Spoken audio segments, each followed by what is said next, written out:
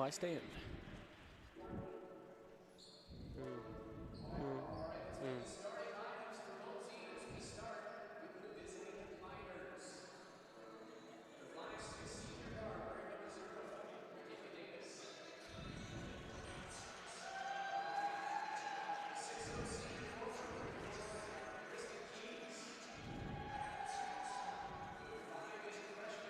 Good evening, ladies and gentlemen, and welcome into Nixon Hall. My name is Caden Colford. I'm here with Jace Hodge and Leticia Vaselli, and tonight's matchup features the UINDY Greyhounds taking on the Missouri S&T Miners. And the thing is today, both of these teams play a very, very similar brand of basketball. They love to pound it inside, love to get easy baskets in the post.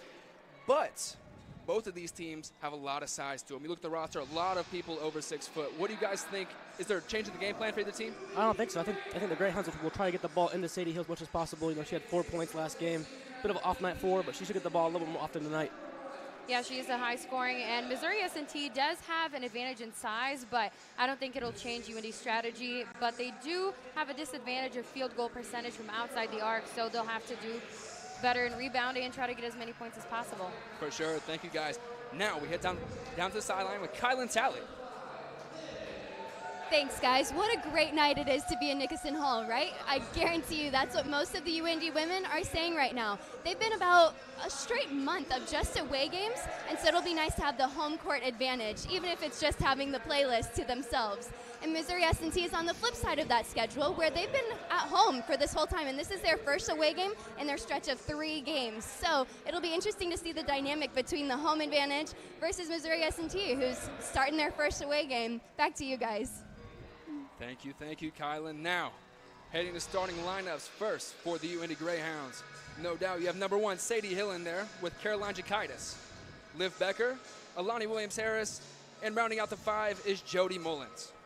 For the Miners, you have Michaela Davis, Kristen Keys, Anna Finley, Laura Rodriguez, and Alex Kerr. And those last 2 were named to the GLVC All-Second Team, so 2 names to look out for there. Now we get a look at Coach Mark Mitchell. And Leticia, you've had the chance to interview Mark Mitchell one-on-one. What do you think about him as a person and as a coach? Yeah, I've interviewed him a couple of times and had conversations on the side. He's a great coach, and he's putting in a lot of effort to develop a relationship with these girls because he knows he's new. But he's doing a great job so far. I think so, and the girls think so too. Perfect. It's game time. It's going to be Liv Becker and Alex Kerr taking the tip. And it will be the Miners that have the first possession of the game. Here's Anna Finley. Anna Finley looks to penetrate, but she finds a wall instead. It'll be Laura Rodriguez for 3 early. That's no good, and that's Caroline Jakaitis sending it the other way for the Greyhounds. And the Miners generally struggle from behind the arc, shooting 27% from behind the arc, like Leticia mentioned in the pregame. So see if they can get that going tonight. Great move by Sadie Hill there. She finds Jody Mullins. What a move and what a pass. Great shots. Great play all in all from the Greyhounds. Yeah, and like I mentioned, their rebounding, because of their size, is actually much better than the Greyhounds, and that will be to their advantage during this game. And you talked about the rebounding. It's easy to get rebounds when you're 5-6 inches taller than your opponent, right? But when you're playing someone your size, it takes a lot of technique, a lot of great positioning. As the ball goes out of bounds, and it'll be Greyhound ball. And you can see there, they got the ball right into Alex Kerr. You know, she averages almost 15 points a game. She's their center in there. She's going to be a presence in the paint tonight against Sadie Hill. I think that's the key matchup of the game. Her and Sadie Hill, Kerr and Sadie Hill is going to be the matchup of the game. Whoever can get going more, I think will pull this game out. So much fun to watch. 2 big presences down low.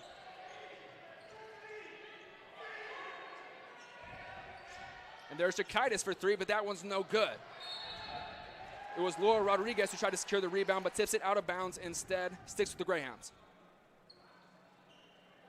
And Jakaitis is not usually a starter under Mark Mitchell, but, you know, Mitchell likes to move around lineups. Like every game he changes them around, new starters here and there. You know, the other team has trouble scouting UIndy because of that.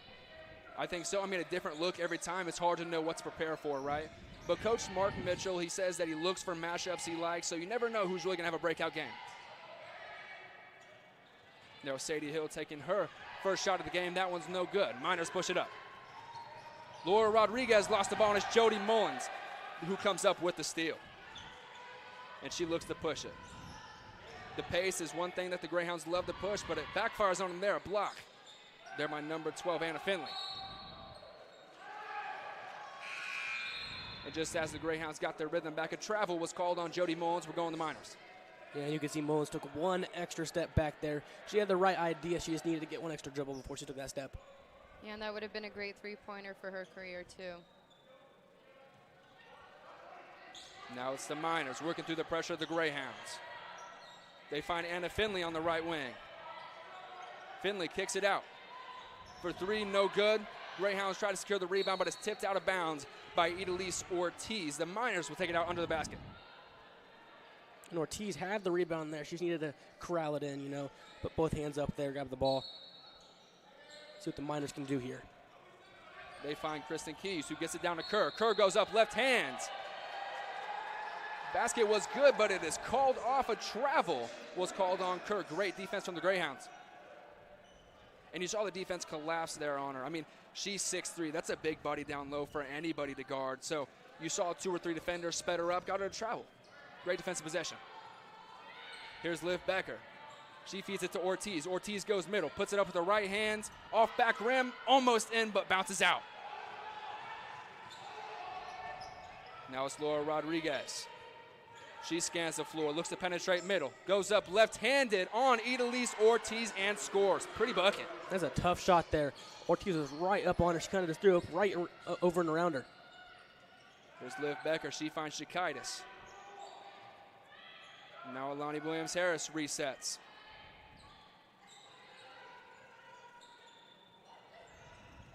Greyhounds moving the ball around. They get to the high post and Ortiz. Ortiz. One move right, one move left, puts it up right-handed. Great post bucket there from Idalise Ortiz.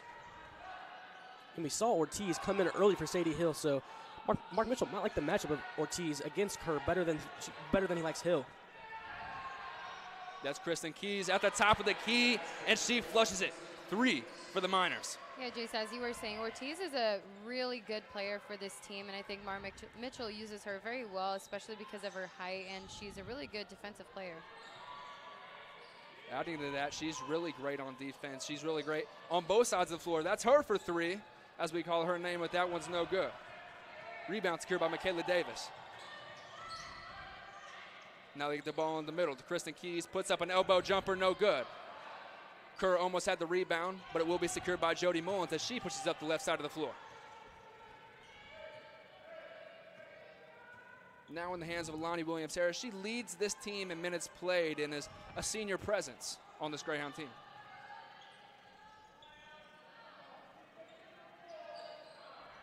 Now Stabek on the left wing. Looks to find Idalise Ortiz as she posts up. 2 Miner defenders on her, and they force a jump ball, but it will nonetheless stick with the Greyhounds.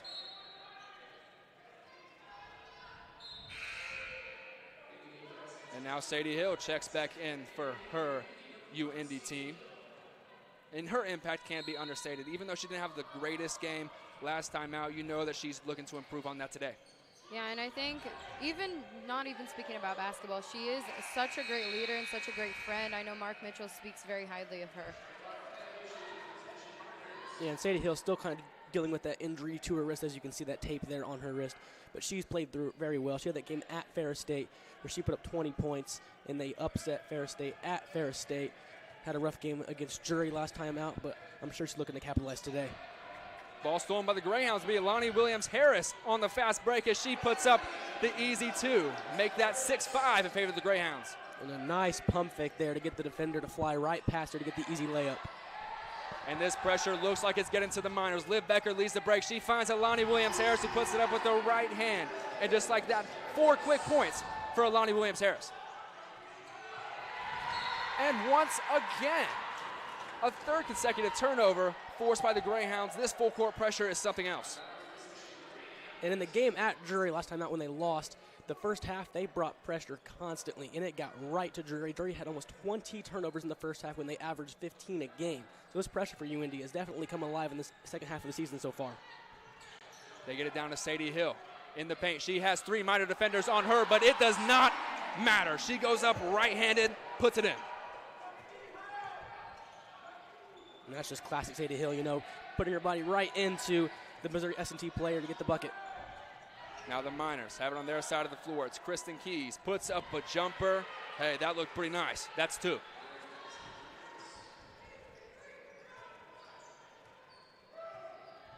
Now Alani Williams-Harris leading the offense for the Hounds. Now to Jody Mullins.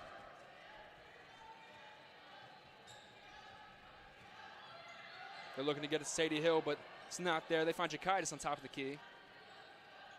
Now they do find Hill on the right side of the floor. She puts up a post fade. Rebound secured by Kerr. Now it's Michaela Davis. She has Jakaitis on her. Now Laura Rodriguez finds Davis in the corner, puts up her 3. Bang! 13-10. Miners secure their lead. Davis just found herself wide open in the corner. One of those that you won't often see anybody miss in basketball. Now it's Jody Mullins as she pulls up on the left side for her 2. Count it. Mullins is having a good night so far. She's been everywhere on the floor. She fired right back. And now another turnover. Jakaitis, Count Jakaitis with the steal. They get it to Mullins. She goes left side. Nothing there, nothing there. She finds Alani Williams-Harris in the corner, and she looks to reset, slow things down for the Crimson and Gray. Sadie Hill for 3. Count it. And we always talk about her as a physical presence down low, but hey, she has a bag, right? And she just got into that bag, put up a 3. Yes, exactly. And I think Sadie is the kind of player, too, that takes her a moment to get into her groove of the game. And there it is, the hustle play. She saves the ball, but nonetheless, it'll go to the Miners. Davis resets. And a foul is called away from the ball, as it seems. And that will be immediate timeout. We'll send it to break here on UINDY TV and the GLVC Sports Network.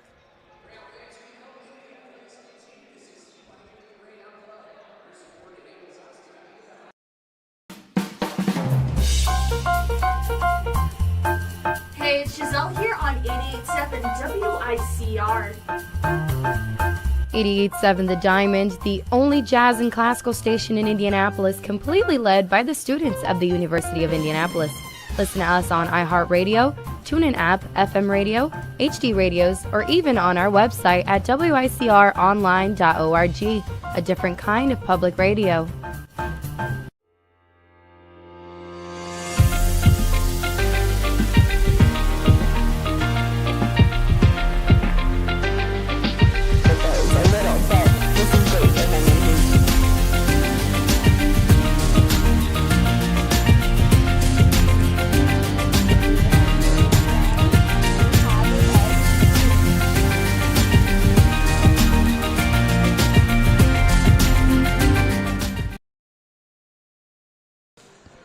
Welcome back to the UINDY TV and GLVC Sports Network broadcast of this women's basketball game. I was talking a little bit about home advantage, but right now UINDY doesn't have a lot of home advantage for the audience. They have very few people here for them. A lot of Missouri S&T people will be here in the crowds if you see them just throughout the game, but that'll be part of the environment between the games. Back to you. Thank you, Kylan. You talked about that home court advantage. The Miners are really good at home. They're 5-1. We're on the road. They are 2-4. And you talked about their crowd coming out to support, and they're here. They've shown up. And quickly they get on the board with Michaela Davis putting up a layup. And now it's Alana Wells. It's good to see her on the court after she had an extended leave due to injury earlier in the season. She's really a leader on this Greyhound team. And Alana Wells played really good against Drury last time out. She had 20 points against Drury in her second game back from injury. Now the Miners take it back. Great pass from Finley to Davis. And the layup was up, missed, but a foul is called. She'll go to the line. Yeah, Alana Wells was missed definitely through the last couple of games, but she is the lead. She leads the team in steals, so I think she'll be very useful in this game as well. And that's the thing, right? She's a leader on both ends of the court. I mean, she just directs traffic. She's really a designated point guard on this team, and I think it's more so getting her back into the floor. That might be why we haven't seen her in the starting lineup tonight. But, I mean, her impact on the floor can never go overstated. As Davis knocks down both of her free throws.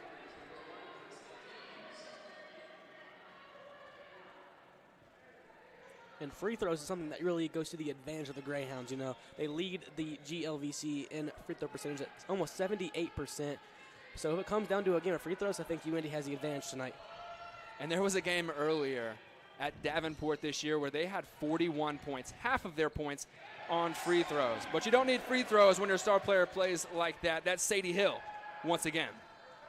And Sadie Hill already having the impact we thought she would have tonight. You know, had a pretty iffy game last time out, but here she is tonight, proving that she is still up to the task. Oh yeah, for sure. As we can see in this replay, Sadie Hill is a player you can always count on.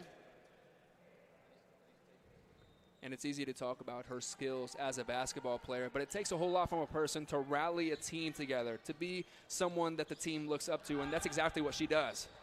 As the Miners put up a three, that's no good, and none other than Sadie Hill gets the rebound.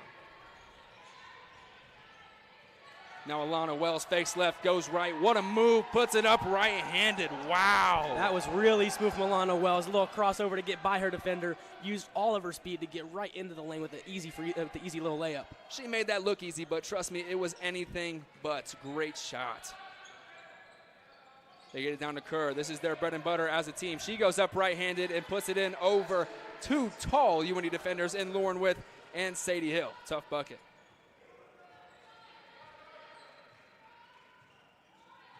Now Alana Wells draws up a set for the Hounds. She elects to go left using Sadie Hill's screen. Finds Liv Becker on the wing. Pump fakes. Gets it to Sadie Hill as she dives down. Missed, but rebound gathered by Liv Becker. Call that a second possession for the Greyhounds. But she does get tied up, and that'll be a jump ball going in the way of the Miners. Anna Finley tried to get that ball stolen, and she is the team leader for Missouri S&T with 18 steals on the year, but nothing can beat the Greyhounds right now. I think they've got a good energy going on them. And that's something that they pride themselves on, high energy and high intensity on both sides of the floor throughout the entire game. As it's Chorus Davis, has Alani Williams-Harris on her. Now Anna Finley has Lauren Wish, looks to use a mismatch, crosses back, but she will be called for a travel, it seems. She tried to find the open cutter down the lane, but caught taking an extra step. Now Alana Wells. The shot clock turned off now. You think UINDY will take the last shot of the quarter here. Lead by 3, so take this lead into the quarter break. And a whole lot of momentum with it, right? Alana Wells goes left, finds Sadie Hill at the top. Down to Lauren With great play, puts it up left-handed with as time expires in the first quarter. And what a first quarter it was. It was 21-16. The Greyhounds win as we send it to break on UINDY TV and the GLVC Sports Network.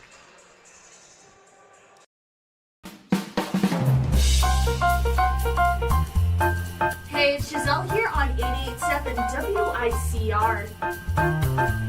88.7 The Diamond, the only jazz and classical station in Indianapolis, completely led by the students of the University of Indianapolis. Listen to us on iHeartRadio, TuneIn app, FM radio, HD radios, or even on our website at wicronline.org, a different kind of public radio.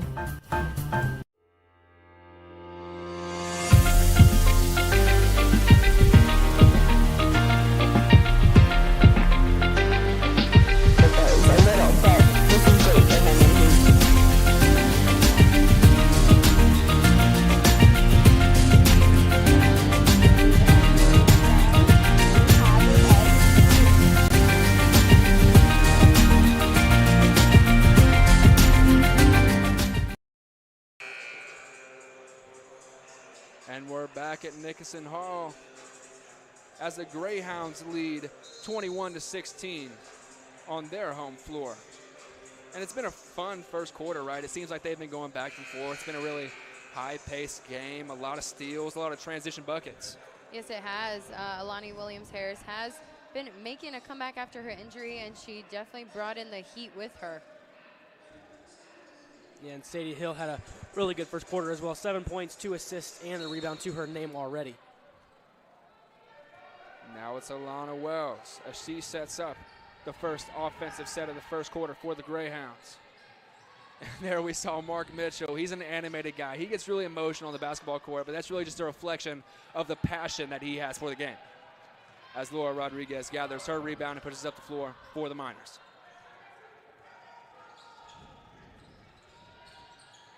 She finds Davis. Davis pulls back at the top of the key. It's a 2, but it's no good. Rebound collected by Liv Becker. And now it's Maya Scheidt into the game, and she's really a spark plug for this UINDY team. When they need an energy, when they need to get things going, they throw Maya Scheidt into the mix, and as a rebounder, as a guard, she's very solid. She's so quick on both sides of the floor. Great lift. And here's Alana Wells in the corner. She pulls. No good. Rebound collected by Kristen Keys.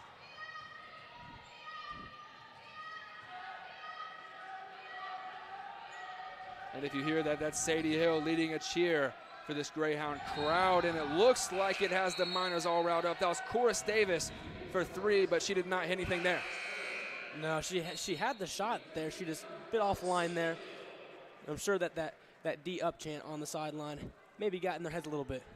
You know what? I mean, whether the crowd comes or not, UINDY is always going to bring it from an energy standpoint. Yes, they are. There's definitely a lot of more Miners fans than they are UINDY Greyhound fans, but that doesn't stop them from keeping their own energy really high.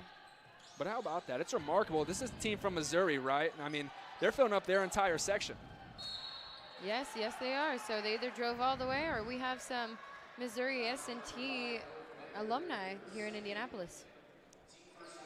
Good deal, good deal. It'll be Michaela Davis bringing up Maya Scheidt on her. Surprising to see UINDY kind of go away from their full court pressure, but nonetheless they fall back into a half court man set. And it's Kerr down low. She finds Chorus Davis, but it's going to be Kerr who gets called for 3 seconds inside the lane. The play just took too long to develop there. And going back to that full court pressure, it's really worked all year for the Greyhounds. I'm surprised that they don't utilize it more than they have, because when they do use it, it really forces almost every team they play into committing constant turnovers. And we saw that a lot in the first quarter. I mean, it was turnover after turnover after turnover. I'm very, very surprised they got away from it. Now it's Maya Scheidt. She finds Sadie Hill in the high post. She puts up a free throw line jumper. Rebound secured by Kerr, but she tried to outlet it to Rodriguez, but she was not looking. A little miscommunication there on the part of the Miners. Yeah, she seemed focused to get up the court, get towards the three-point line, but she just wasn't looking as that ball came right at her. And Scheidt inbounds it to Wells. It's going to be a double screen coming up from both Idalise Ortiz and Sadie Hill. They find Sadie Hill, who gets it down to Ortiz. She fakes left, and she's going to get called for the 3-second violation. Just too many moves there in 3 seconds. I mean, it was kind of hard to get out of the position that she was in. There were two really tall players, just as tall as she is, and they were doing a great job to defend their side of the court. Now it's Laura Rodriguez, goes up. Double clutch left hand. She gets her own rebound off a block. It's Kristen Keys who steps back, and she finds Kerr for a mid-range jumper off left. Wells with a long rebound. She looks to push it. It's one-on-one. She goes up right-handed through two Miner defenders, but it will not go, just rolled out. And Wells had the look, that she really wanted there, but she just couldn't knock it down, unfortunately. And that's Kerr. She passed up her jumper, probably because of her most recent shot, the missed jumper off left. She figures, hey, I'm 6'3", I'm the biggest girl on the court. Why not take it in? And it looks to be a positive result. She's at the line right here.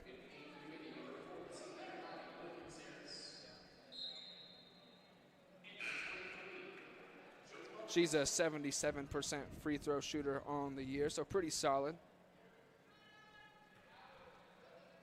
And when you play a physical brand of basketball like her, just having those free throws in your arsenal, just makes you that much more deadly, because if you don't play defense without fouling, that's easy points all game. But right there, she leaves one short, as it's 21-17 Greyhounds.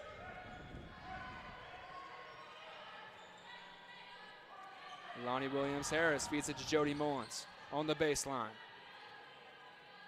They swing the ball around to Ortiz, who gets it into the high post, and Sadie Hill.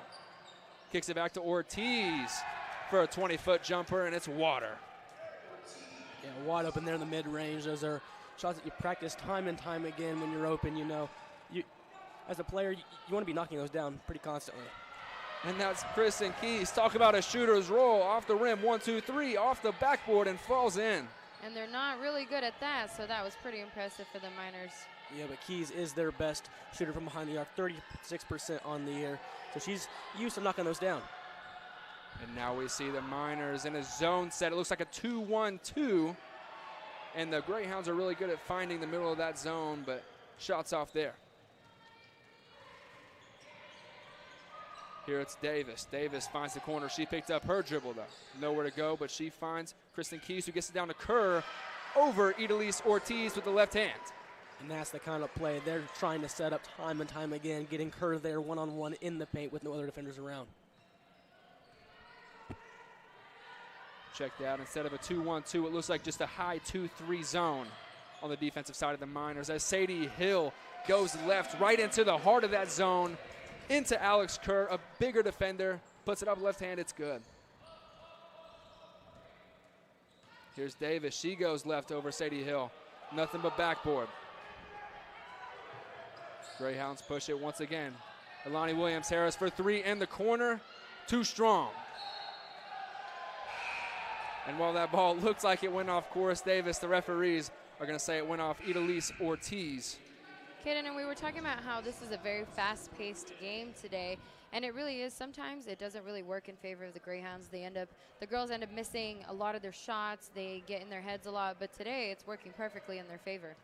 Exactly. I think that's just the product of dedicating themselves to that role as a team, because coming into the beginning of the season, that's really tough on your body. It's tough on your mind. It's hard. You're running up and down the floor constantly, but that just wears other teams down, and we're seeing it here. And Laura Rodriguez caught taking an extra step as she looked to feed Alex Kerr in the post. A lot of turnovers here today from the Miners. And with that, that takes us to a timeout. UINDY leads 25-22 as we take a break here on UINDY TV and the GLVC Sports Network.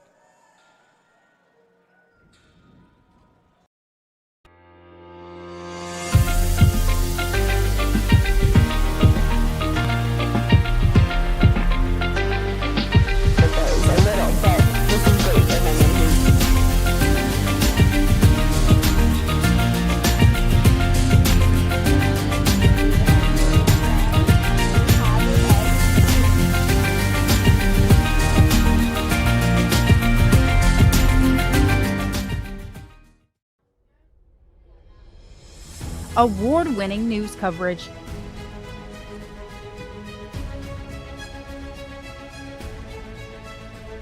Brought to you by ethical journalists that care about you.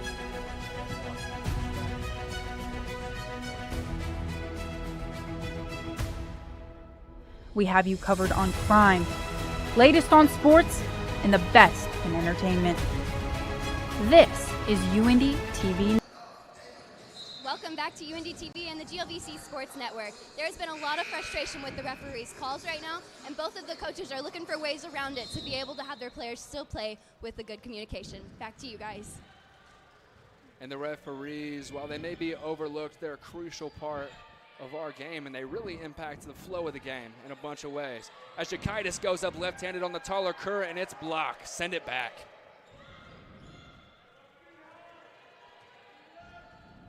As the Miners look to put some points on the board, it's Kristen Keys. As she steps back to the top of the key, front rim, no good. And they push it up to Jody Mullins, who goes down the left side of the court. Nothing there. She gets trapped on the baseline, finds Elani Williams-Harris as she drives right into the heart of the defense, kicks it out to Maya Scheitz, and no doubt whatsoever, 3 points for Maya Scheitz. Williams-Harris there, she got right into the heart of the defense, and all the defenders, went right to her, so she found the wide open shooter there to get the easy 3. Oh yeah, she found a wide open spot, and the way that she can be really quick and just squeeze herself into it, she did a really good job there. Here it's Caitlin Roberts as she goes up on her defender, puts it in, made it look easy. Count 2 for the Miners.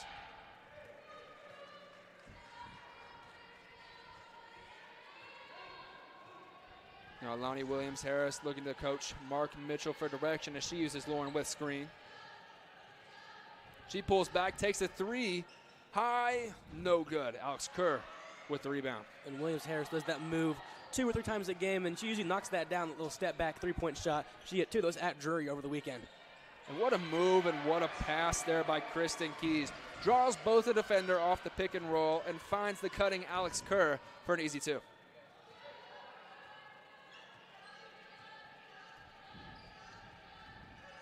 And the Greyhounds is just a 2-point lead now. Shakaitis, as she fires from long range, count it.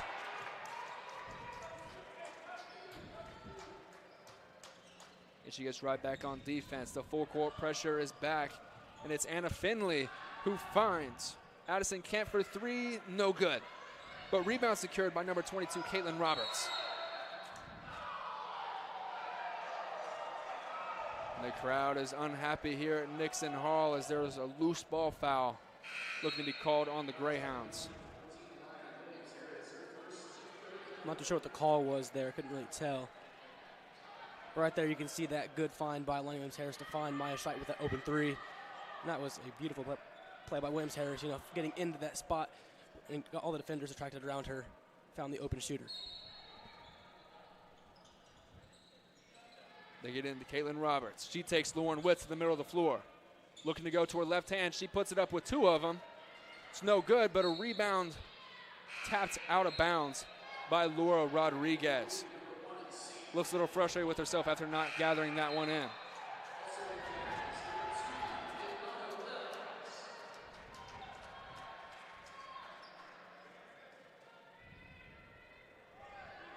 With 2:30 left in the half, it will be Alani Williams-Harris inbounding the ball to Alana Wells.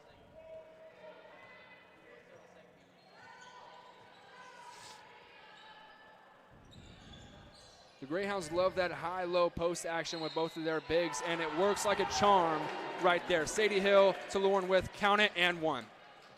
Yeah, when the Greyhounds are able to do that, like you said, that high-low, it works. If they can get the right look, they often knock it down. Whether it's Sadie Hill, With, Ortiz, they all do it and they all knock it down. And even on a team with a lot of size, like this Miners team, I mean, it's their bread and butter. That's what they go to over and over again. Lauren With, no doubt, hits hers. And that extends the lead, 34-26, Greyhounds.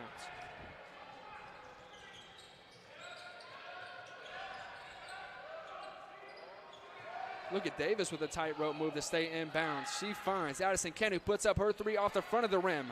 Rebound gathered by Missouri ST.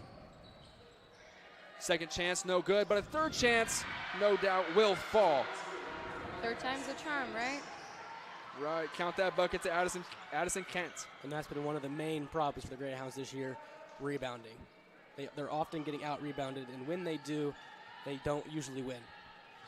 And it's not the size, right? They're a big team. Sometimes they just get caught out of position. But hey, they get it back on offense. Right there, Sadie Hill with the long 2. Yeah, and Mark Mitchell knows that, and I think that's one of the reasons why he's always standing up and yelling at them. Kent feeds it down to Kerr, and Kerr puts it up left-hand, quick move. And that's really her game. It seems like she's been the number 1 option, all right? She's the biggest player on the court, and she has a great feel down low.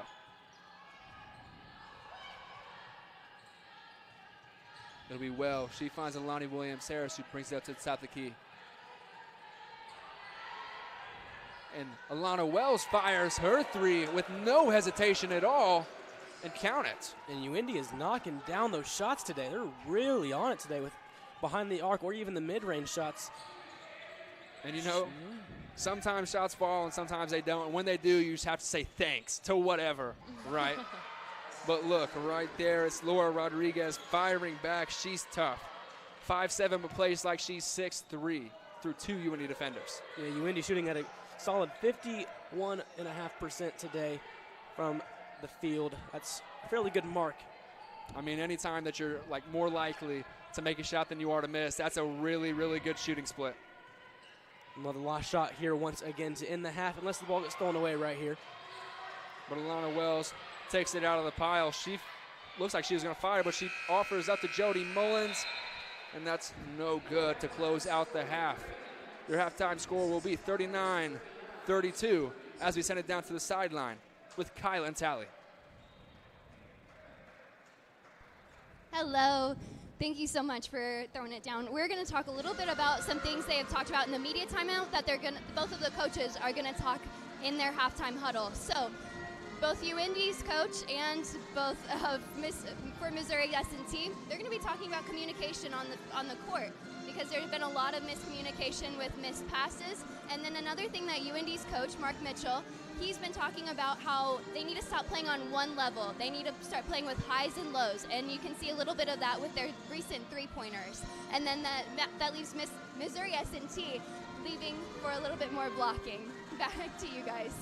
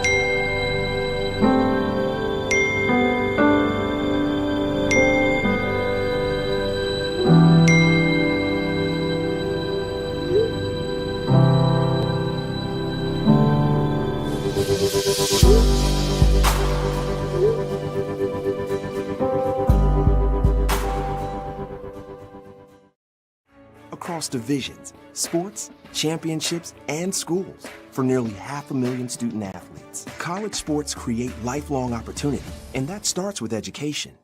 We've raised the academic bar, so more are earning degrees, creating healthier campuses by working with the nation's brightest minds, and making sure more have the chance to succeed and are supported on their journey. But beyond the numbers, it's about opportunity, and we're working to provide it for every student athlete.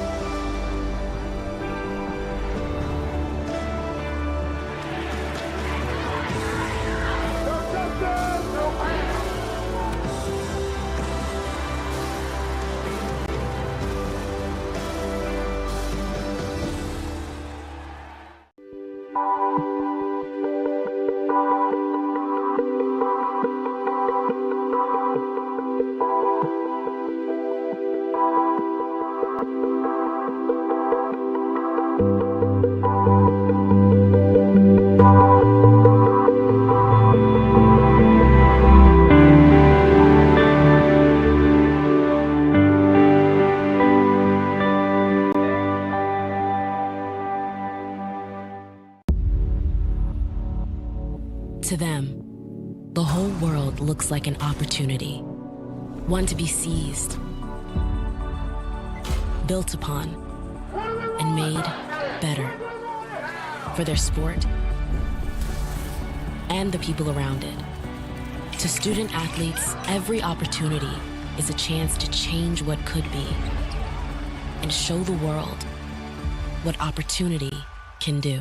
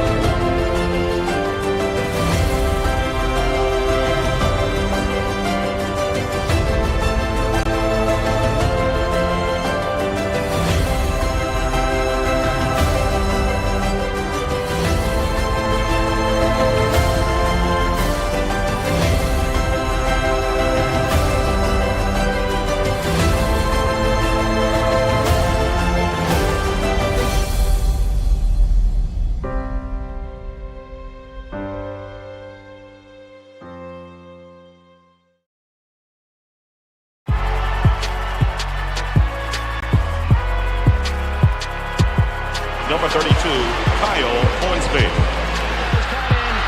Inside the 30, touchdown. Michaela Burgess.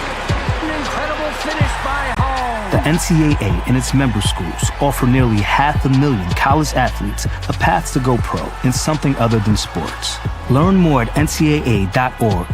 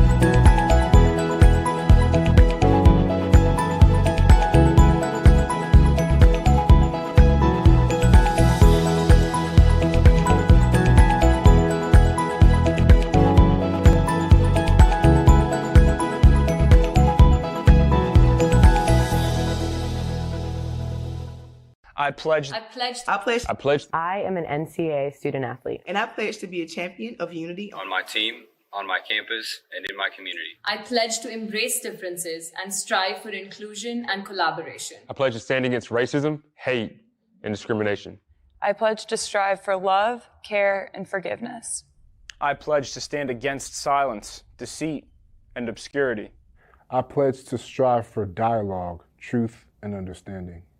I pledge to stand against fear and doubt. I pledge to strive for trust and belief in one another. I pledge to stand against complacency and stagnancy. I pledge to strive for change and growth. I commit to supporting my fellow student athletes in all circumstances that impact them. I commit to both choosing unity personally and encouraging it for all. I pledge these things because we are stronger together. United as one. In life, things aren't scripted. If you're an athlete, we need people like you and translate those skills to officiating. You can get a lot out of it. It happens in every town, in every game.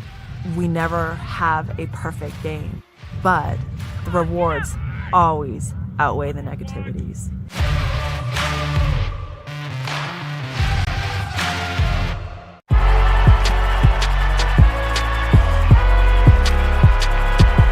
Number 32, Kyle Hornsby. Inside the 30, touchdown. Michaela Burgess. An incredible finish by Hall. The NCAA and its member schools offer nearly 500,000 college athletes a path to go pro in something other than sports. Learn more at ncaa.org/opportunity. In NCAA Division II, student athletes leave a lasting impression on their communities.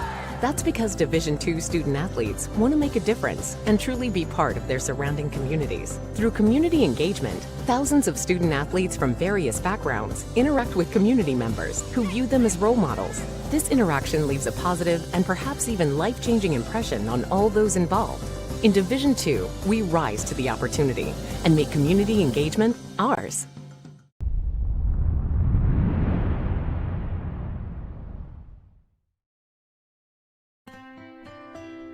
Well, it's so many memories, I would say. I think the things that when my teammates and I get together, what we enjoy the most, I think, are just all the stories, all the things that happen between us playing against some of the best schools. You know, we played some Division I schools. We beat Eastern Illinois twice. A thrill for a Division II school to go in and to beat a Division I school. And I think we remember, you know, feeling like kind of the David versus Goliath. And that's what I think we realized, if you can come together as a group, you know, that you can have success. Well, I think any competitive person, it's tough. But I still look at it today, you know, it's been 30 years since I played competitive basketball, and In the business world and the education world, you lose, and things happen, and you go back to your playing days, and you got knocked down, and you got to get back up. So that was kind of our mantra. I think to have dreams. As a little kid, I had dreams that I wanted to do something athletically, and basketball was my passion. And so I don't care what it is, do something that you like, that you're passionate about. That to me is the most important thing, and then work to achieve it. And if you work hard enough at it, I think your dreams can come true, even when people tell you it'll never happen. And that to me was kind of the David versus Goliath thing. Yeah, and it's a cliche, but I do think life is a game. Life is a competition. And I think I was prepared because I competed in college, and I say the same thing to people. You kind of those same attributes. You have to work hard, you have to practice what you want to do, and you have to believe in yourself, and you have to have those dreams, and you put that package together, and I think it's a pretty good package for success. Hi, I'm Larry Tucker. I'm a former NCAA student athlete from Lewis University.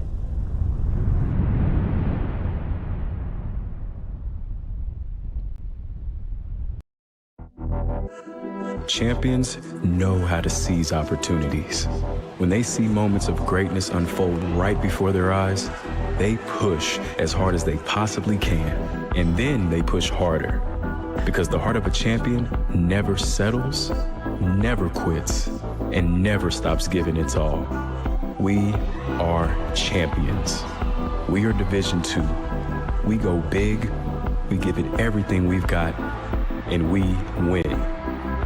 On the field, on our campuses, in our communities, for our causes, in our careers.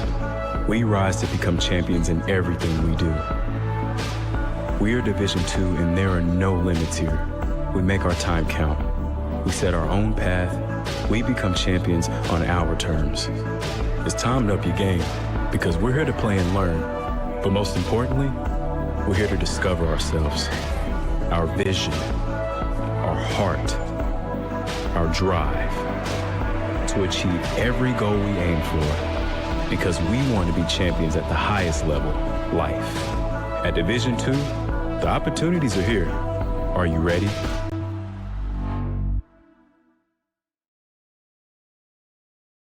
If I lose, I'll respond with respect.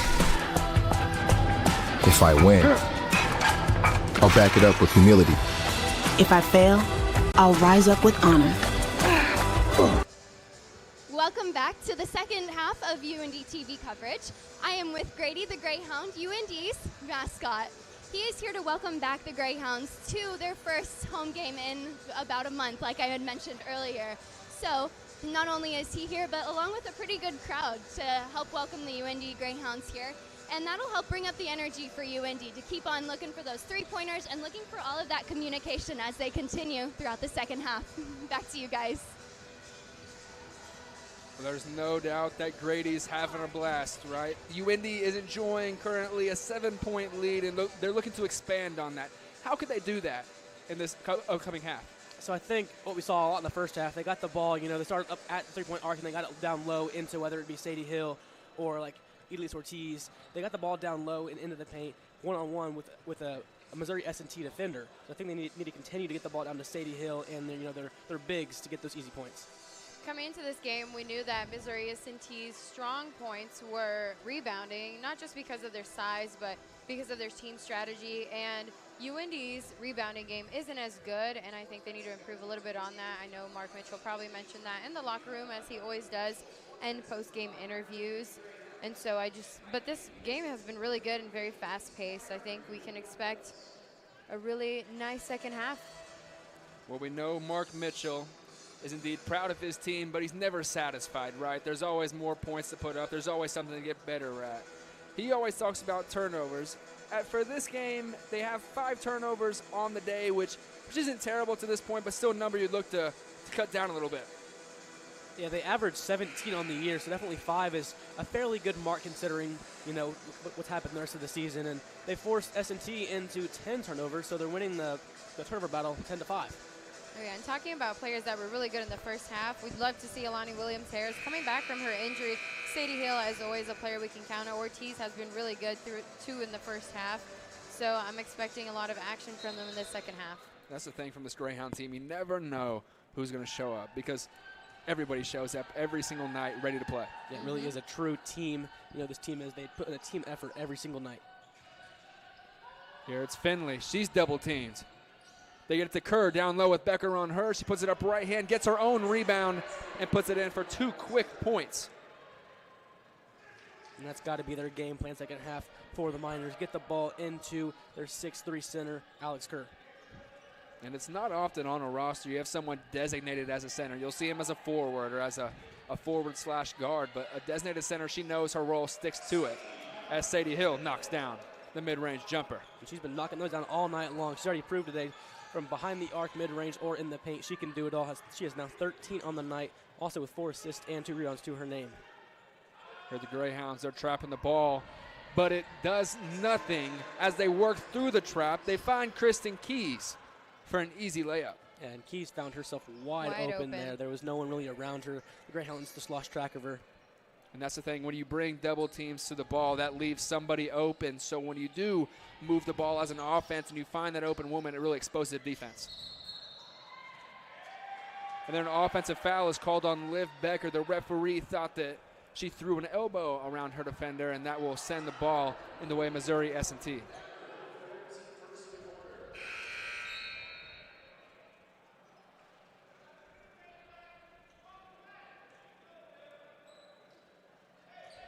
And with that foul, Liv Becker will check out, and Jody Mullins and Caitlin Krebs will come into the game. Here's Davis. She finds the corner to Rodriguez. She goes up on the front side of the rim, puts it up, no good. Rebound secured by Kerr. She puts up her shot. That didn't fall. Now it's Sadie Hill at the top of the key. No hesitation whatsoever. Puts up a 3, but left it just short as Davis brings it back for the green and gold. And Keys, that's a second shot that she's had tonight that's wiggled all around the rim, touched every inch of it, touched the backboard and fell in. And she's already 3 of 5 from behind the arc tonight. She's a leading scorer with 13 points now. Keys has really been, you know, locked in from behind the 3-point arc tonight. Here's Sadie Hill with Alex Kerr on her. She flings it to Jody Mullins, who lets it go baseline. 2 defenders on her, but works through both of them. Goes up right-handed over the Miners. Tough shot. Now it's Keys firing it down to Rodriguez. She puts up her 3 off the glass. Rebound by Lonnie Williams-Harris. And look at the way she moves really fast to get the best spots open possible. She really runs the offense. We see her put up her 3 there. That one's no good. Now the Miners on their fast break. Pass was too strong from Davis, trying to find Rodriguez as she cuts to the basket. And Davis had her there, but like you mentioned, just a little bit too much heat there. But she had the runner. For sure. I mean, well-designed fast break there. They all ran their lanes well, just imperfect execution.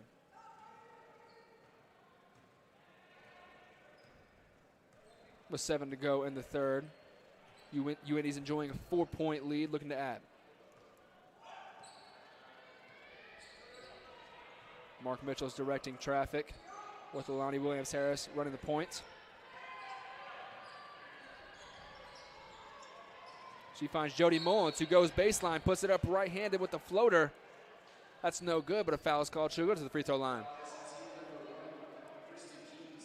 And Mullins is the second best shooter from the charity stripe this year for the Greyhounds, 84% from the line.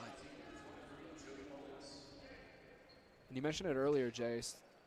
The charity stripe is where they score a lot of their points. And with the physical brand of basketball they play, they complement each other really well. And you know, the whole offseason and even practices now, they work on them constantly. But like you said, that physical brand of basketball, you need to be able to shoot free throws to capitalize off, you know, get some free points. Yeah, because like you guys said earlier, there have been a lot of games where most of their points come from free throws, and so you need to have their players who are really, really good and can score the most. Here's Davis for three on the right wing. Rims out. A rebound to the Miners. Give it right back to Davis. She found Finley on the wing. She threw it up but hit nothing.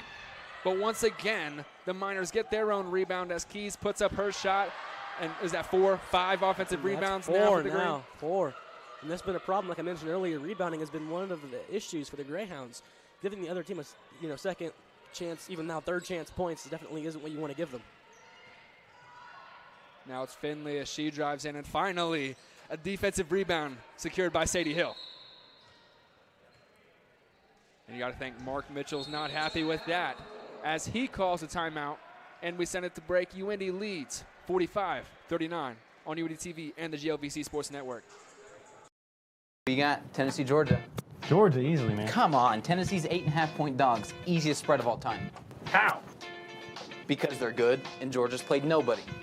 At least Georgia has a defense. Oh, come on. You're an IU fan. Your opinion doesn't matter.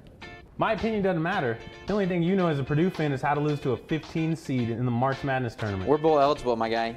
Are you? Make sure to tune in to Last Call Monday nights. We'll talk about Division I football, give you plenty of UIndy sports, some interviews in there as well, and then plenty of pro sports, whether it be NFL, MLB, the whole shebang. Yeah, and there's at least one guy that knows what he's talking about.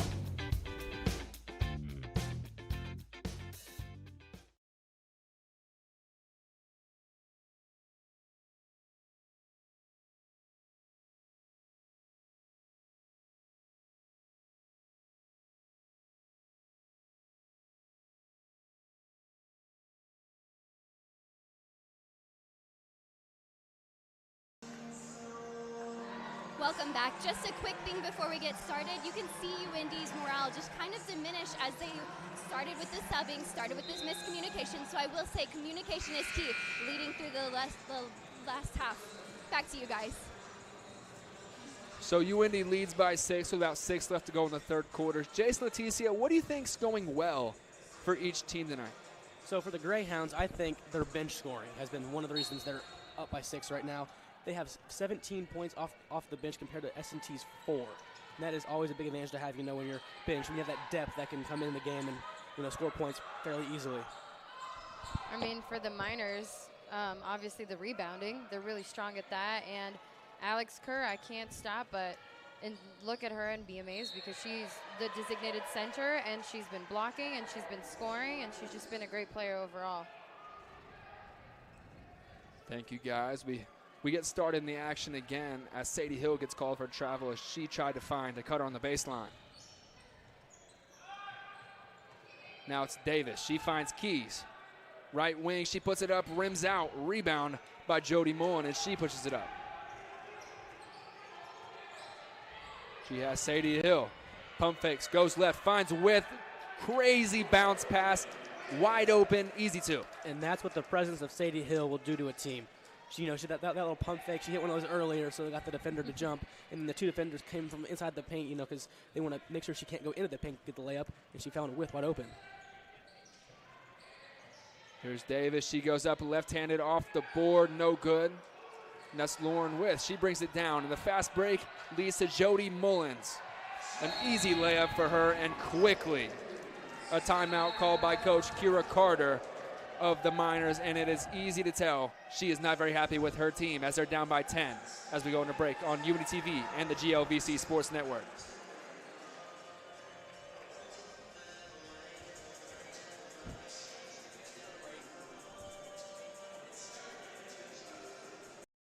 You got Tennessee, Georgia. Georgia, easily, man. Come on, Tennessee's 8.5-point dogs. Easiest spread of all time. How? Because they're good, and Georgia's played nobody. At least Georgia has a defense. Oh, come on. You're an IU fan. Your opinion doesn't matter. My opinion doesn't matter. The only thing you know as a Purdue fan is how to lose to a 15 seed in the March Madness tournament. We're bowl eligible, my guy. Are you? Make sure to tune in to Last Call Monday nights. We'll talk about Division I football, give you plenty of UIndy sports, some interviews in there as well, and then plenty of pro sports, whether it be NFL, MLB, the whole shebang. Yeah, and there's at least one guy that knows what he's talking about.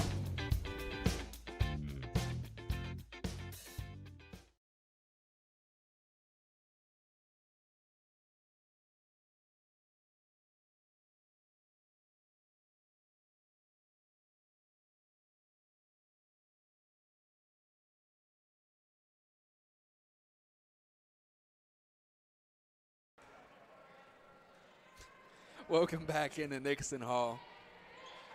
The Greyhounds are leading by 10, and they're on defense now. It'll be Keys inbounding the ball for the Miners. Here's this pressure again from UIndy that's caused teams a lot of problems over the course of the year. The Miners know all about that. This game has been a nightmare for them, and once again, that nightmare just keeps on going. Jody Mullins comes out with the ball. I see that pressure for UIndy, it works, and it works like a charm.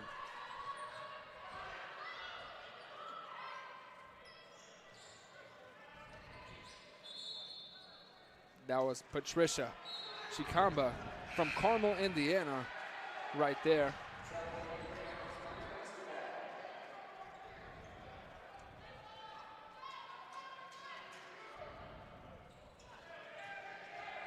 Now it's Anna Finley.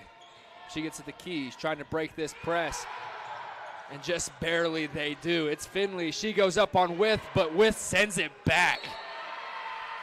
Luckily, it's Finley who threw it off Jody Mullins, but hey, it went right back on to Finley. That's Greyhound ball.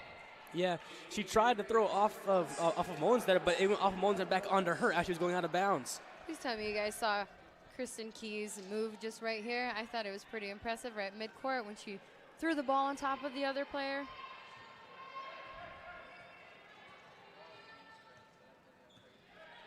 Lonnie Williams-Harris with Finley on her.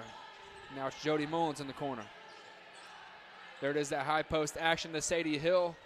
Elbow jump shot, just off. Now it's Finley. Davis elects to reset for her team. She goes left on Mullins. Now goes right. Finds Kent. Kent finds Davis, who looks for a shot, but no. She goes middle, nothing there.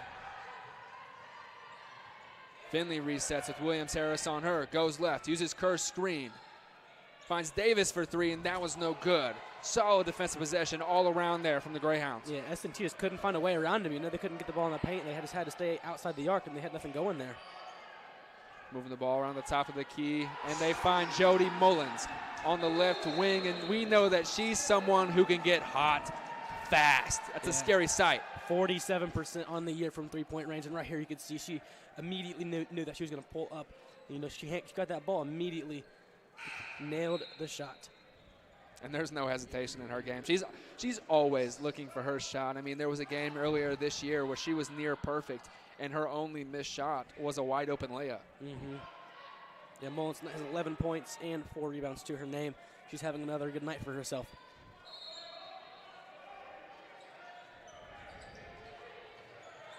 Now it's Caroline Jakaitis leading the press. It almost led to a steal, but the Miners break it.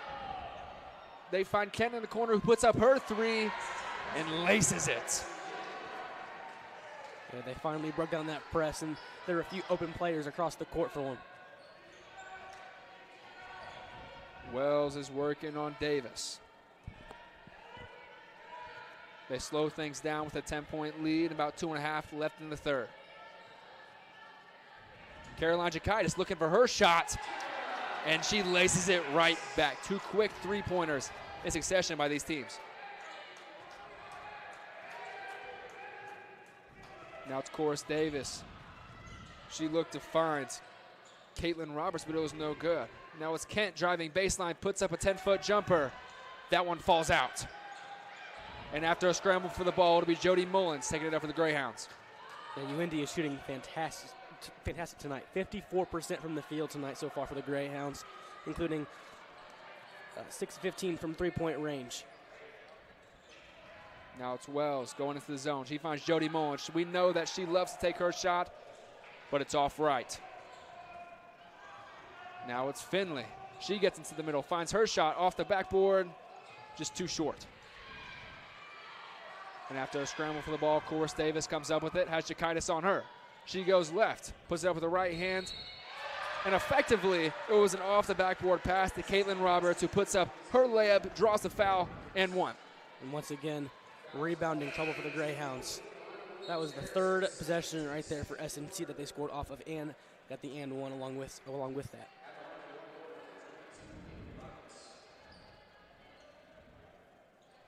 Here we see the three by Jakaitis. She's really a three-level player. We see her leading the press. She's the header of the press, the first face that the offense sees. She's a presence down low on both ends. And, hey, we just saw a three-point shot. Yeah, she isn't in the game against Bethel.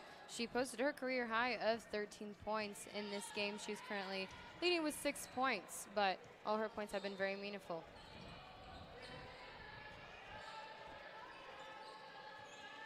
Now it's Wells and Davis at the top of the key. And Davis just strips it. She put her hands in the cookie jar, found a cookie, and is taking it the other way. I like that saying there, Caden. It's a good one. The cookie monster herself, huh?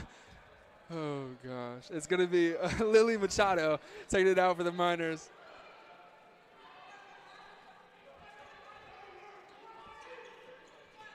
And Finley with Alani Williams-Harris on her. We see Rodriguez definitely looking to get her into the game. We know that she is a high-potency scorer. And it looks like Kerr had the rebound, but it falls out of her hands, and the Greyhounds take it the other way with a minute left.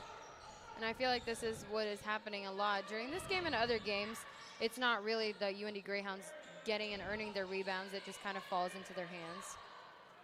Now it's Idalise Ortiz with Jody Mullins up at the top. She's going to use the screen, go right. Little pick and pop action. Ortiz faked the shot and then drove right, but she was called for a travel. So she took a couple steps before she dribbled.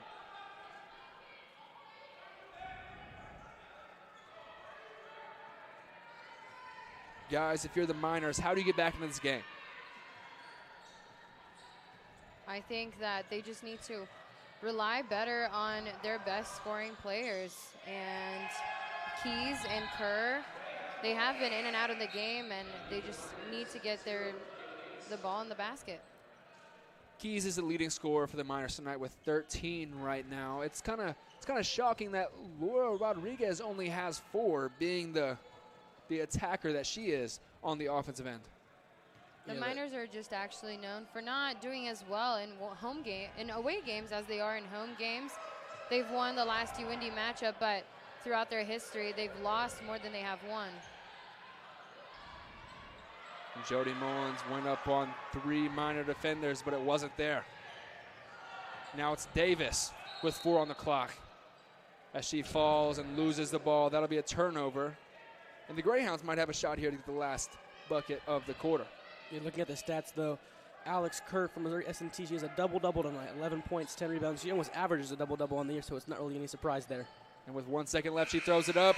And wow, it spun around a couple times and fell out so close. And nonetheless, that brings us to the end of the third quarter as we go down to the sideline with Kylan Talley. Thank you so much. As you see, Michaela Davis did go back into the game after her little bit of an injury. It looked like it was more of a cramp. The trainer wasn't worried about it. She said, take it easy, although she isn't. She's playing her heart out there. I will say, going into the final quarter, the Missouri S&T coach, she mentioned that you need quicker turnarounds. You need to be able to make that communication and make those quicker passes. And then for UINDY's coach, he mentioned chemistry. Quit making it look like you're in practice. This is a game. So turn it around, keep having those great passes and making those plays around them for those 3-pointers. That'll be what carries them through to the end of the game. Now, we'll continue after this break.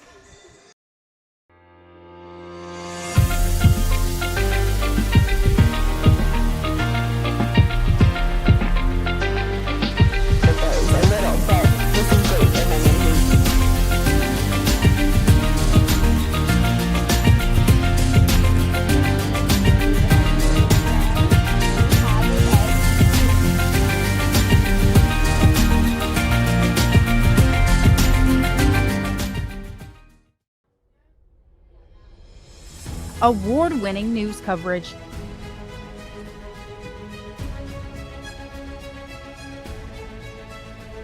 Brought to you by ethical journalists that care about you.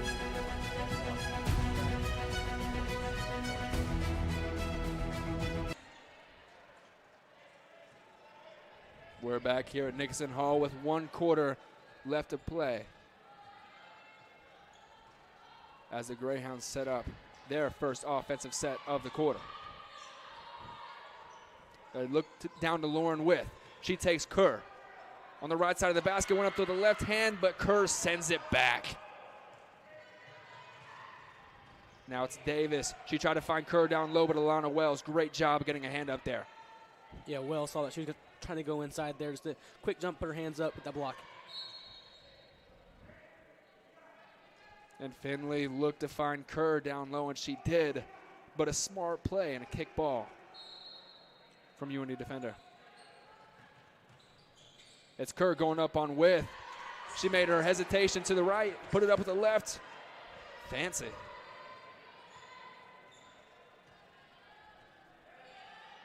Now Wells, even though she didn't start, she's really been the distributor, the facilitator in this offense. As Sadie Hill puts up her jumper, that's no good. Finley, great look to find Michaela Davis, and a great shot. It just falls out. Yeah, that was a really good pass there to get the ball inside the paint. Unfortunately, she just missed the layup. Once again, it's Wells.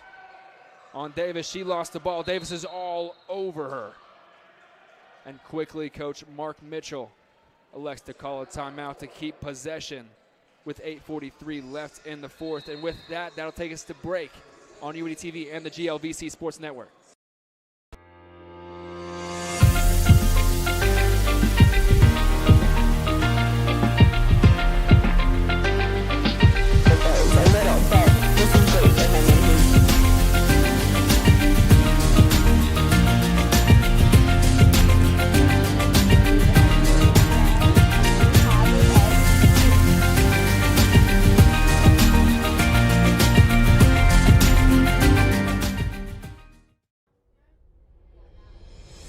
Award-winning news coverage.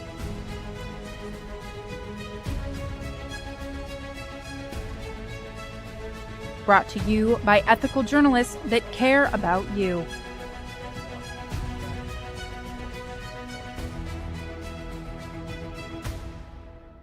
We have you covered on crime, latest on sports, and the best in entertainment.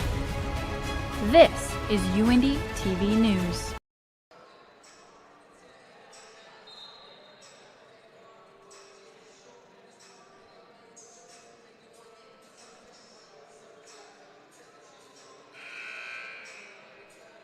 Here we're back. Indianapolis leads 55-47 with 8:43 left in the fourth. There we get a picture of Kira Carter, an Indianapolis native in herself who's had stints at the Division I level.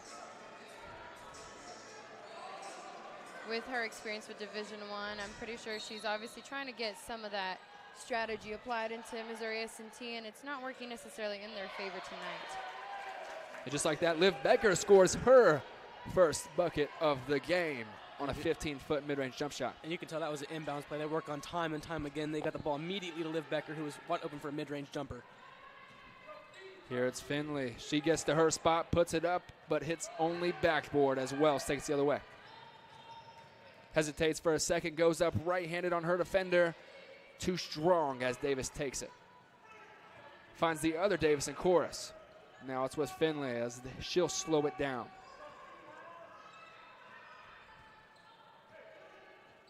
Michaela Davis, a designated point guard on this team. Try to pick and roll with Kerr, but UINDY collapses on the ball carrier and forces a turnover.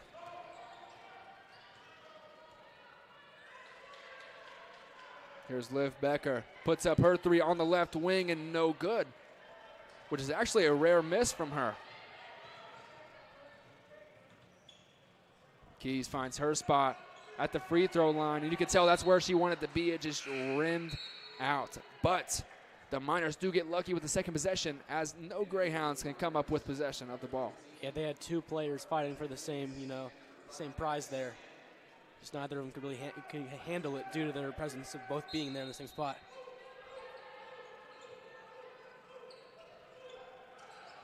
And here we go, the set-up play, the set-up inbounds play finds Addison Kent cutting down the middle of the lane, putting up the left hand. Great set drawn up there by Kira Carter. And Addison Kent has had a pretty good night. She has 7 points on the night. She only averages about 3 a game. She's usually one of their bench contributors, bench contributor. Sorry. And then on the other side, it was Alana Wells who forced up her three. Maybe under a little pressure, maybe just forcing herself to go a little too fast, put it up and missed way right. And immediately Mark Mitchell subs in for her. Caroline Jakaitis will take to the game. And with all of those substitutions, we see Maya Scheidt on the court again. And she is the number 3 in GLVC assists, number 10 in three-point percentages. And so she's a good player to have towards the end of the game, and I've noticed that he puts her in red at this spot. And it's funny because she doesn't start a lot, right? No. But she has such an impact on this team, and she does just about everything you need her to do. And there, the pick and roll action. It was Michaela Davis to Caitlin Roberts for the easy deuce. As Liv Becker gets inside, right over Roberts, give it right back to her. 2 for Liv Becker.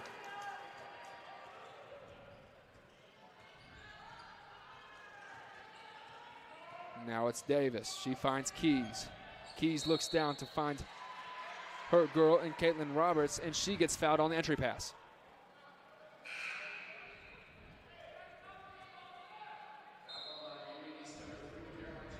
Alex Kerr checks in for Kristen Keys, and Caroline Jakaitis will be her matchup for the time being. They get it right to her. She goes right into Jakaitis, puts it up right-handed off the board and in. There's not much more you can do that to guard that. Jakaitis, had her hands up, let her, initiate contact, but just a good shot there by Kerr. And she's in a double figures, which is a pretty common occurrence for her, averaging about 14.5 per game. As Ortiz puts up her 3, and what do you know? Count it. That might not be her best shot, but it's definitely one she looks for.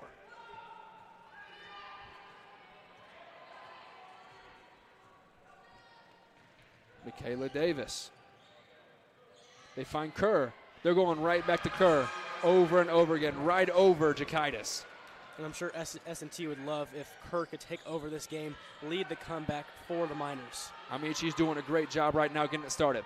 That's exactly what she's doing. I think she's been carrying this team a little bit.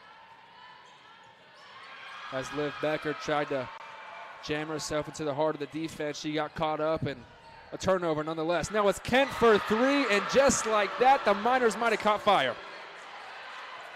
Yeah, all the momentum is now swinging the way of Missouri S&T. Just like that, that's a huge shot from Addison Kent. But yet again, she's having a good night for herself, 10 points.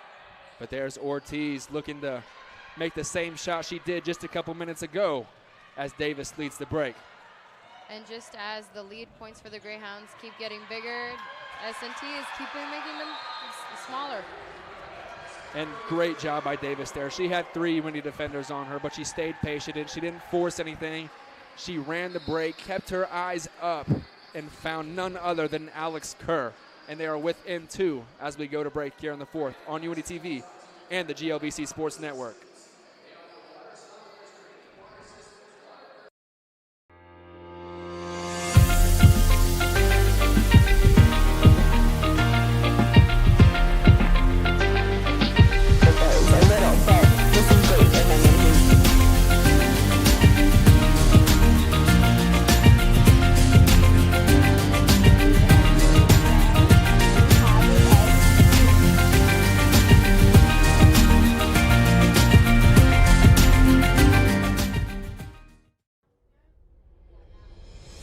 Award-winning news coverage.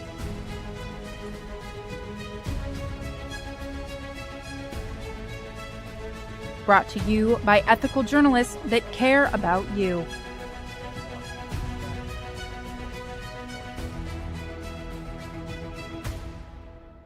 We have you covered on crime, latest on sports, and the best in entertainment. This is UINDY.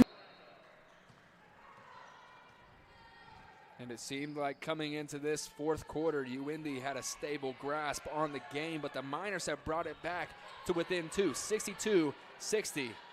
Greyhounds lead at the moment. They get the ball to Ortiz in the high post, back to the low post to Sadie Hill. They go right back to their bread and butter when the going gets rough. That high-low post action, and it leads to 2 shots for Sadie Hill.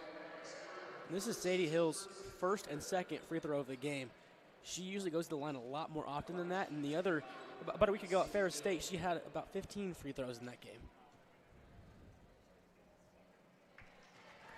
She usually does see a lot of volume, and with that, she's pretty efficient, right around that 81% mark. And after she hits her first, the second one is up, and that one falls. And it's Michaela Davis tasked with running this offense to get them back into the lead. They get down to Kerr. This is where they've gone all game. She puts up a right-hand jump hook. And talk about consistency. That's been there for her all night. And that now puts her 21 points on the night for Kerr. She's taken over this game, and she has led the comeback for the Miners. Only down by 2 now with 4 to go. It's Wells to Becker. They find Alani Williams-Harris on the opposite wing. And she just couldn't handle the pass right there. It looks like it's going to go the way of S&T. Yeah, Williams-Harris was looking a little confused after that one.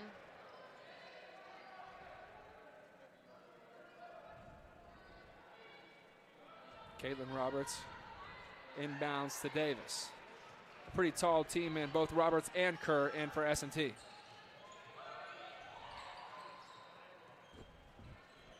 And the three-point was up, and no, there's no shot. That ball hit the back of the rim, went 5 feet up into the air. Laura Rodriguez, I talked earlier about how she had not been she hasn't shown up a lot in this game, at least on the scoreboard. She comes up big right there to put S&T into the lead as Liv Becker fires her own three and comes up short.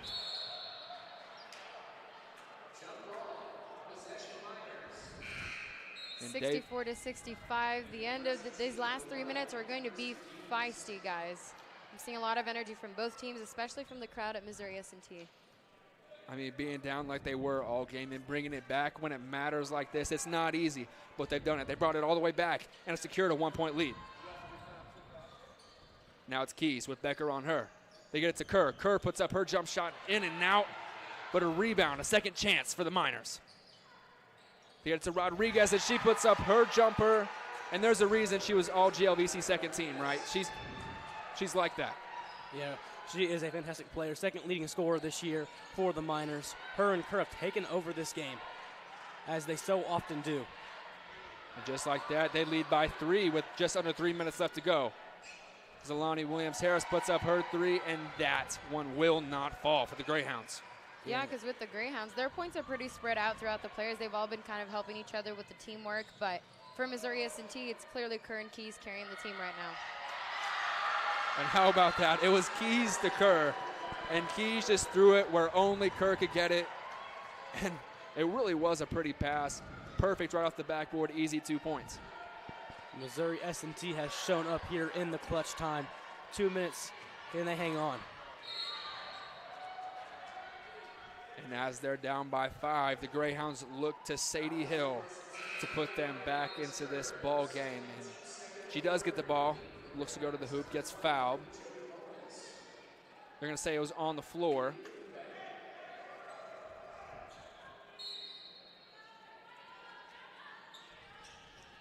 And Wells takes it out, looking for somewhere to go. Found Sadie Hill, but she got tied up with Alex Kerr. One ref said it was a foul, one ref said jump ball. They're going to go jump ball, but it stays with the Greyhounds.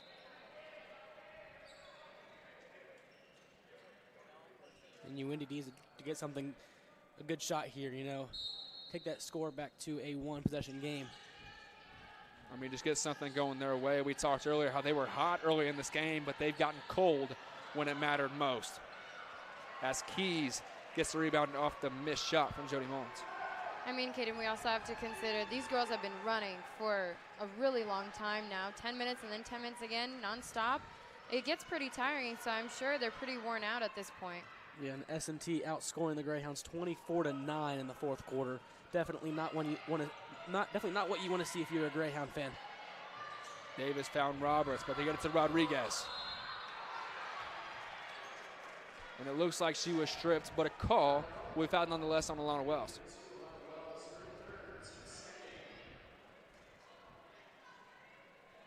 Rodriguez will take it out for her team with 1.5 minutes left to go in a tight game. And the S&T's on a 9-0 run right now. They took over that game with that 9-0 run. And here's Keys. Keys to Kerr, the whip around pass. And on the pass, it looks like Kerr was fouled on the floor.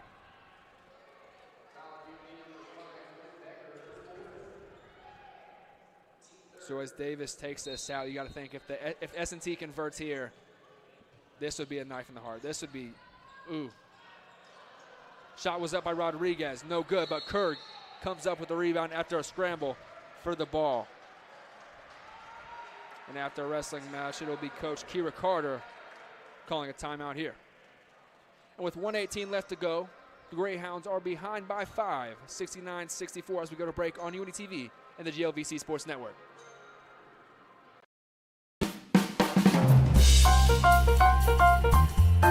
Hey, it's Giselle here on 88.7 WICR. 88.7 The Diamond, the only jazz and classical station in Indianapolis, completely led by the students of the University of Indianapolis. Listen to us on iHeartRadio, TuneIn app, FM radio, HD radios, or even on our website at wicronline.org, a different kind of public radio. 0 to 10, how mad is he? And we're back here at Nixon Hall in the closing minutes of a tight game. The deficit is 5. S&T is in the lead with 69. JC, you mentioned that this game was kind of on cruise control for the Greyhounds, but it doesn't appear to be that way anymore. Jody Mullins takes it back. They don't have a lot of time to work with. It is a 2-possession game. They find Wells. Wells to the top of the key. And with 1 minute left, taking a lot of time up here, they go down the hill. They find Becker in the corner. She fakes, steps back left, puts up her shot, and that's no good, just off left. And Davis, now if you're S&T, there's no need to rush your offense, but Alana Wells pokes it out from behind. Yeah, 45 left to go in the game. Do you think you foul here? I think you let it run here. Play some defense. Hopefully you get the rebound. If they do miss, go down and get a bucket, then you would foul. But don't expect S&T to take any quick shots with 6 left on the shot clock. It's Rodriguez. She goes middle. She finds Roberts as she puts up her shot, but that's an air ball. Now Alana Wells. She goes right on Davis, puts it up, but it's blocked by the taller defender in Kerr. And that block might just be the exclamation point on an exclamatory game by Alex Kerr. And what a comeback. What a comeback. What a comeback by the Miners here. They seem to be down and out. You know, UINDY was on that cruise control path. They had total control of the game the entire way. But just like that, you know, in basketball can happen that quickly. And from cruise control, I'm pretty sure the UINDY Greyhounds, if we're talking about car metaphors here, they are learning just how to stick drive right now. And it's Keys inbound. And last year, UINDY lost by 5 to the same Missouri S&T team here at Nickerson Hall. Seems to be kind of deja vu here for the Greyhounds. A little bit, yeah. Seems like they're repeating history. And now with no choice but to foul, they will send Michaela Davis and this to is the a line. Pretty big game here in GLVC play. Missouri S&T 4-2 in the conference, UINDY at 3-3. So if S&T can pull this out here, they get a 2-game lead on the Greyhounds in conference play. Looks like this is a shooting lineup that's in for the Greyhounds. I mean, they really want to get that possession back as quick as possible. And that's the miss they needed right there. That's Michaela Davis, a pretty efficient shooter, too. 78% from the stripe. Yeah, and it keeps it a 2-score game. If the Greyhounds here are going to pull probably a quick 3 after this shot. So that means no matter the result, it will stay a 2-possession game. And she does make the second, so that's 6 points to overcome as Mark Mitchell calls the timeout with 10 left. S&T leads 70-74 as we go into break. You are watching UINDY TV and the GLVC Sports Network.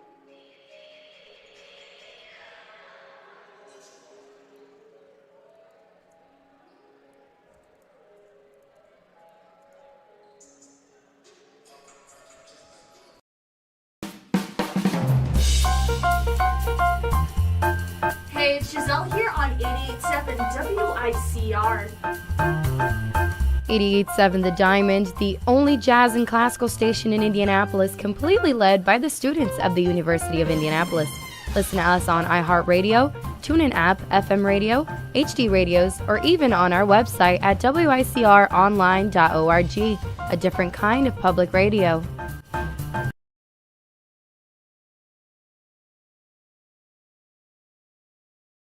Points. You just can't have award-winning news coverage.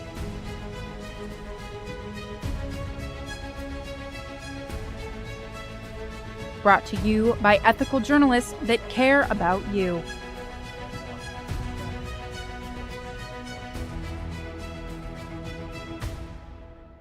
We have you covered on crime, latest on sports, and the best in entertainment.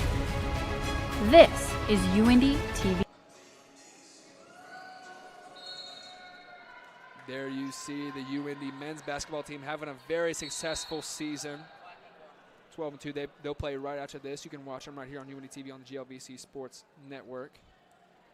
But as for this game right here, as UINDY inbounded the ball, there's a foul on the shot, and Jody Mullins will get 3 free throws, which could be pretty helpful here. Yeah, an 84% shooter.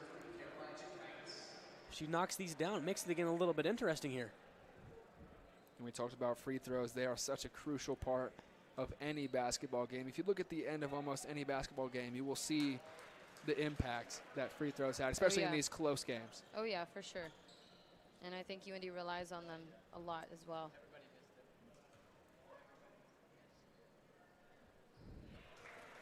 Right there. She hits her second.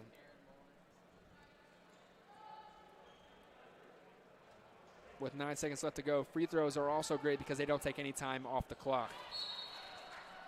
Just like that, it's 3 for 3. 3 crucial free throws for Jody Mullins as there's 9 seconds left in the game. We'll go to break once again on GLVC Sports Network and UINDY TV.